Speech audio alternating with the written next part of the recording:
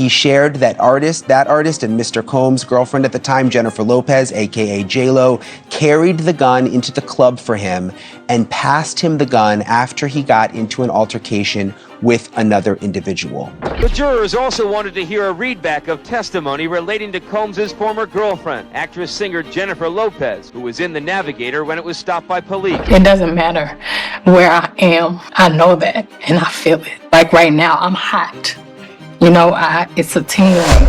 Things do not look good for Jennifer Lopez and Beyoncé, as they have now been named in the RICO case made against Diddy. Diddy's legal drama and the multiple allegations made against him are now bringing trouble to his ex-girlfriend, Jennifer Lopez's door. On top of that, Beyoncé is making the run for it after allegations of her being involved in Diddy's dark secrets come to surface. J-Lo, who dated Diddy from 1999 to 2001, was involved in some dark and shady business with him. On the 28th of December 1999, while celebrating a new album by Shine, Diddy and J-Lo went to celebrate at Club New York, but things got dark very fast as a disagreement between Diddy and local thug Scar quickly escalated. There were shots fired which left multiple people with injuries from getting hit with bullets and bullet fragments. Afterwards, Diddy and J-Lo were arrested while fleeing the scene with a gun in the trunk, and they had to spend the night in police custody.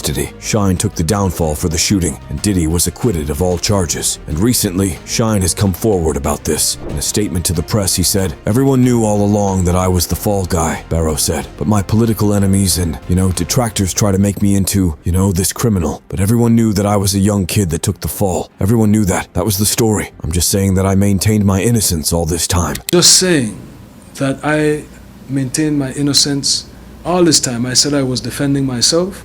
I didn't get into who did what. But the victim is telling you who did what. And I understand that there are other witnesses. Is she accurate, sir? I'm not going to get into that. But it does open wounds. And certainly I am relieved that people are saying what the truth is. That, I did not shoot those people. However, in reality, it is being said by one of the witnesses of the shooting that it was J-Lo who carried the gun for Diddy and gave it to him when the argument escalated. The witness also claims that it was Diddy, not Shine, who shot in the club and injured many. Said, I watched him. I got pow-powed in the face. I watched him fire the gun. I've said it all this time. Even the surgeon who did my surgery to take out part of the bullet fragments that was aspirating into my lungs and try to remove as many bullet fragments as possible testified in the criminal trial that while they were putting me under, I was screaming, "Puffy, pew pew me in the face." Things get even more shady when you find out that after coming out of prison in 2009, Shine signed an album with Lou Reed for which he was given $1 million, but the album never came out. Many people, including an insider, suggest that this was Diddy's way of making Shine take the fall for Diddy and keep his silence. All right, so L.A. Reid gave him $1 million to put out an album, and the album never came out. I knew that when L.A. Reid went to give him that $1 million, that was Puff giving him the money, but he had to give it through L.A. Reid. They never intended on giving him an album. If they would have gave him $1 million for an album, wouldn't we have heard the album? Okay, so what you're saying is this is Puffy's way of paying Shine off for taking the rap for him. You're very smart. Yeah. As 5 sexual assault-related lawsuits have been filed against her former boyfriend in less than a year, it is of no surprise that J-Lo will be pulled in this mess again, as she is named in the lawsuit by Lil Rod. Now J-Lo, although with a slightly failing career lately, with her movie not doing well on the screens, is no stupid person. She is already trying her best to backpedal and make it look like she never approved of Diddy or his actions. J-Lo is horrified by all of the accusations. A source recently spilled to a news publication more than 1 week after Combs' Los Angeles and Miami homes were raided by federal Homeland Security agents. She and Diddy had talked about marriage at one point, but she left him for a reason. Now people want to know why and what she saw, the insider confessed, claiming Lopez gets the shudders every time she's forced to think about their relationship. The confidant continued, she doesn't want to be associated with him at all anymore. Unfortunately, her name has already been mentioned in the RICO case made against Diddy by Rodney Lil Rod Jones, who accuses Diddy of assaulting him, along with many other charges such as drug minors and making them do unsuitable acts. It does not seem like it will be easy for her to escape all charges and investigations so easily. Jones now alleges that Diddy told him it was J-Lo who was carrying the gun, and that he indeed was the secret shooter. Jones alleged in the lawsuit that Combs shared that he was responsible for the shooting in the nightclub in New York City with rapper Shine. Jones also alleged Lopez carried the firearm into the club for him and passed him the gun after he got into an altercation with another individual. Looking back, the insider admitted Lopez has been aware of the chaotic times she shared with Diddy, and at times seems to find herself faced with regret. There were many wild moments with Diddy, and it gives J-Lo the creeps to think that she was with him for so long. She wasn't happy in the relationship, the source stated, explaining how she only stayed with Combs because she felt he provided her personal security and protection from the various death threats both of them received throughout their romance. Now, if Diddy's empire is going down, then he will be sure to take others down with him, because if he can't have all the power and influence, then he won't allow anyone else to have it either. That's why there's a blind item out that the next to go down will be Jay-Z, and he will be exposed by none other than Diddy himself. Last month, Usher revealed he, Jay, Pharrell, and Diddy were planning to form a supergroup which never came to fruition.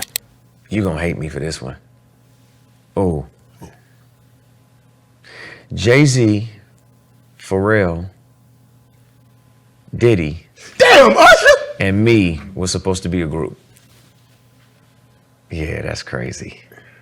Yeah, you gonna hate me for that, I know. Yeah. Why did you say no? He said, "We talked about it often. We had several secret meetings about it. We talked about both the type of music we would make and the business part, but we were all busy with other things and we couldn't finish it, even though I really wanted it to happen." So why does it all come to a head now?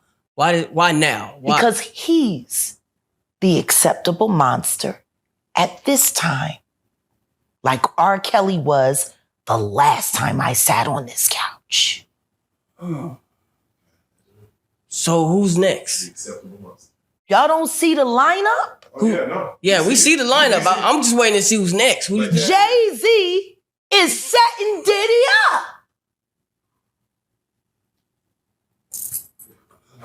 Why is everyone having such a hard time?